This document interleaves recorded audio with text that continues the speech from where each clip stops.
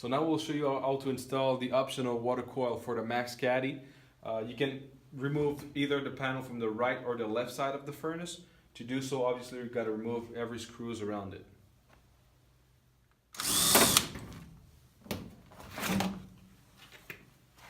So once the side panel is removed, you can insert the water coil right in between the heat exchanger and the combustion chamber, just by pushing it inside.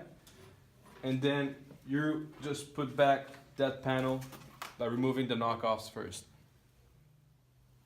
So once your optional water coil is installed, you must now select it in the options of the furnace. To do so, you'll have to go into Settings, Setup, Options, Selection. You click on Hot H2O. It will ask you if the hot water solenoid is normally closed. So most of the time the answer is yes, so you just click on yes. It confirms that the option is now selected with the green square. Just click Save and Exit. Just come back to the home screen and your system is now ready to go.